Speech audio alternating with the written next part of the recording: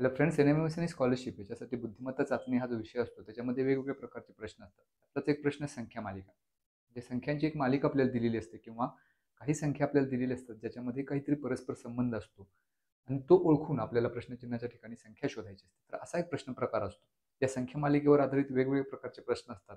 जसं की एखादी संख्येची मालिका दिलेली असते किंवा एखाद्या संख्यांच्या गटामधून वेगळा घटक आपल्याला शोधायचा असतो किंवा त्या गटाशी मिळणारी संख्या शोधायची असते. तर आजच्या व्हिडिओमध्ये आपण असाच एक प्रश्न प्रकार पाहूया ज्याच्यामध्ये संख्यांमधला सहसंबंध ओळखून आपल्याला प्रश्नचिन्हाच्या ठिकाणी संख्या शोधायची असते. त्यावर आधारित काही प्रश्न आजच्या व्हिडिओमध्ये आपण पाहू.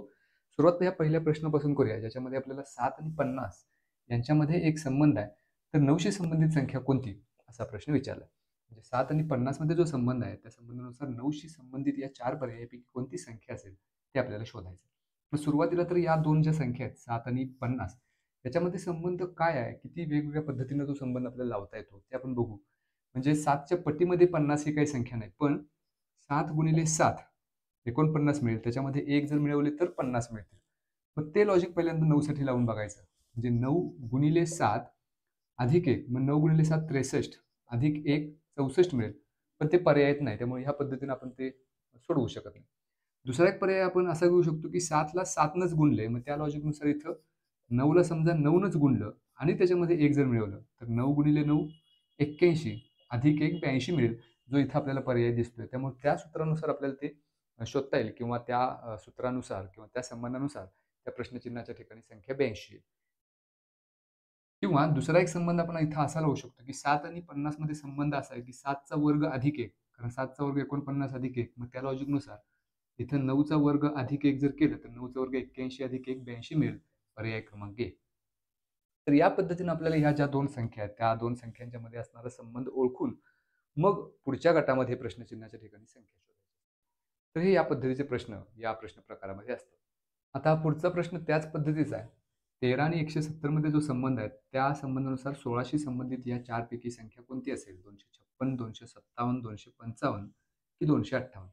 मग इथं सुद्धा मागच्या प्रश्नासारखाच संबंध आपल्याला जोडता येईल. 13च्या वर्गाच्या जवळची ही संख्या आहे. मग 13चा वर्ग अधिक 1 जर आपण केलं तर 13चा वर्ग 169 अधिक 1 170 मिळेल. त्या लॉजिकनुसार इथं 16चा वर्ग अधिक 1 म्हणजे 16चा वर्ग 256 आणि अधिक 1 257. तर पर्याय क्रमांक 2 हे या प्रश्नाचं उत्तर आहे. हा पुढचा प्रश्न असा आहे, 17 आणि 19 मध्ये जो संबंध आहे त्या संबंधानुसार 19शी संबंधित या 4 पैकी कोणती संख्या येईल? आता इथं 17 आणि 19 मधला संबंध पहिला शोधताना या दोन्हीच्या मध्ये 2चा फरक आहे. म्हणजे 17 अधिक 2 19 मिळेल. मग त्या लॉजिकनुसार 19 अधिक 2 जर आपण केलं तर 21 मिळायला पाहिजे. पण 21 हा पर्यायच नाही. म्हणजे इथं 17 आणि 19 मध्ये हा एक संबंध आहे. पण त्या संबंधानुसार 19शी संबंधित जी काही संख्या आपल्याला मिळणार आहे ती पर्यायामध्ये दिलेली नाही. त्यामुळे संबंध आपण वेगवेगळ्या पद्धतीनं जोडता येऊ शकतो. म्हणजे दिलेल्या दोन संख्यांच्या मध्ये फक्त एकाच पद्धतीचा संबंध असतो असं नाही. अनेक प्रकारे संबंध लावला जाऊ शकतो.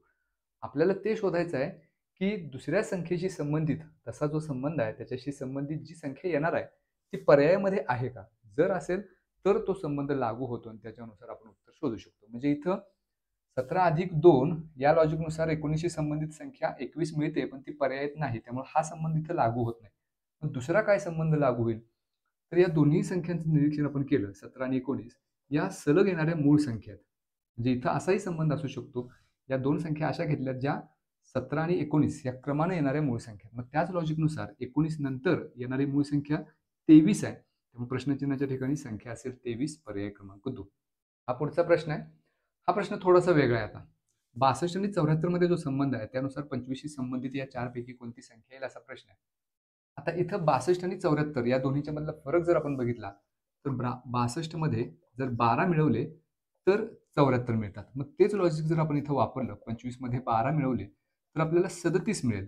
पण 37 हा पर्यायच इथं कुठे दिसत नाही, कारण पर्याय आपल्याकडे फक्त 40, 35, 45 आणि 15 आहे. म्हणजे हा संबंध इथं लागू होत नाही.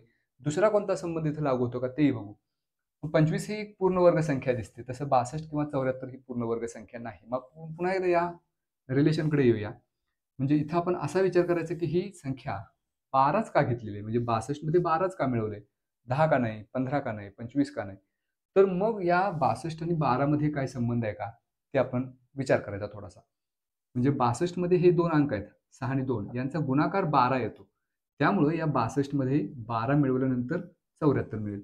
तेच जर लॉजिक इथं आपण वापरलं तर 25 ही संख्या आहे. त्याच्यामध्ये मिळवायचं किती तर 2 आणि 5चा गुणाकार म्हणजे 2 गुणिले 5 10 मिळवायचा आहे. 25 अधिक 10 उत्तर मिळेल 35. त्यामुळे प्रश्नचिन्हाच्या ठिकाणी संख्या असेल 35 पर्याय क्रमांक 2. तर असाही काही वेळेला संबंध तिथं असू शकतो. ज्या संख्या आपल्याला दिलेल्या आहेत, त्या संख्यांमध्ये जे अंक आहेत, त्या अंकांची बेरीज किंवा वजाबाकी, गुणाकार, भागाकार असा सुद्धा त्या पुढच्या संख्येमध्ये किंवा दिलेल्या संख्येमध्ये मिळवून नवीन एक संख्या तयार करता येते. त्याच्यानुसार एक परस्पर संबंध तिथं लावला जाऊ शकतो आणि त्यानुसार आपल्याला तो ओळखता आला पाहिजे. हा पुढचा प्रश्न ज्याच्यात संख्या 27 आणि 16 दिलेली आहे. त्याच्यामध्ये असणाऱ्या संबंधानुसार 64 ची संबंधित संख्या कोणती या 4 पर्यायापैकी असा प्रश्न आहे.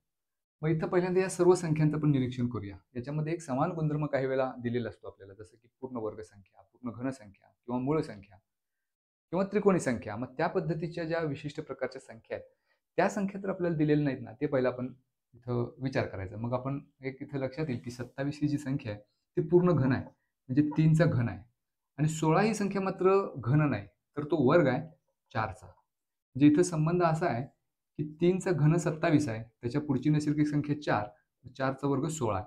मग त्याच लॉजिकनुसार 64 घन 4चा आहे. मग इथं जसा संबंध वापरला तसा पुढची नैसर्गिक संख्या 5 घ्यायची आणि त्याचा करायचा वर्ग. 5चा वर्ग 25 हा प्रश्नचिन्हाच्या ठिकाणी असला पाहिजे. तो पर्याय आपल्याला दिलाय पर्याय क्रमांक 3 मध्ये. हा पुढचा प्रश्न आहे ज्याच्यामध्ये 82 आणि 10 मध्ये जो संबंध आहे त्याच्यानुसार अशी कोणती संख्या आहे ज्या संख्येमध्ये आणि 14 मध्ये त्याच पद्धतीचा संबंध असेल. त्याच्यासाठी हे 4 पर्याय दिले. म्हणजे प्रश्नचिन्ह हे प्रत्येक वेळेला शेवटीच असेल असं नाही. काही वेळेला ते अगोदर सुद्धा असू शकतं किंवा काही वेळेला या ठिकाणी सुद्धा प्रश्नचिन्ह असू शकतं आणि पुढच्या 2 संख्यांमध्ये संबंध दिलेला असू शकतो. प्रश्न कशाही पद्धतीने आपल्याला विचारला जाऊ शकतो. आपल्याला परस्पर संबंध शोधायचा आहे ज्या 2 संख्या दिल्यात त्यांच्यामधला. मग त्यातला जर परस्पर संबंध आपण शोधला तर मग आपोआप प्रश्नचिन्हाच्या ठिकाणी आपल्याला संख्या शोधता येते. मग आता इथं संबंध 82 आणि 10 मध्ये दिलाय तो आपल्याला ओळखायचा आहे. मग 82 आणि 10 मध्ये संबंध जर आपण जोडला तर 82 मध्ये 8 आणि 2 हे 2 अंक आहेत. त्यांची बेरीज 10 येते.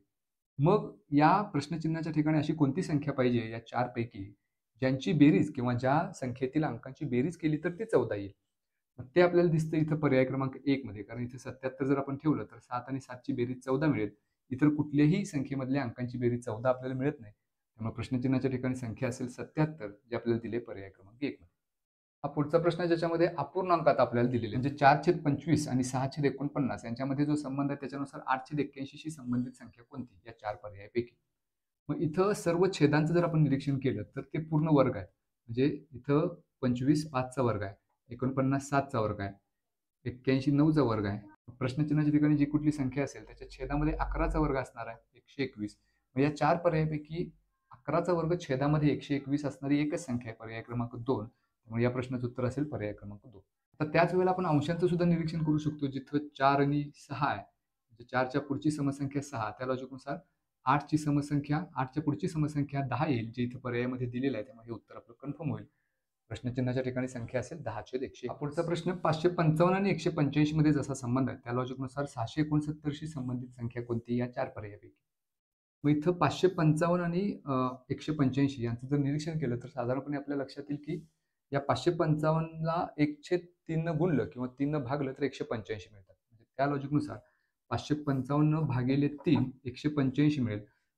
मग 669ला सुद्धा 3 न जर भागलं तर आपल्याला प्रश्नचिन्हाच्या ठिकाणी संख्या मिळेल. मग इथं 3 न भाग जाईल. 3 दुणे 6, 3 दुणे 6, 3 त्रिक 9. त्यामुळे प्रश्नचिन्हाच्या ठिकाणी संख्या असेल 223 जे आपल्याला इथं पर्याय क्रमांक 1 मध्ये दिले. त्यामुळे या प्रश्नाचं उत्तर पर्याय क्रमांक 1.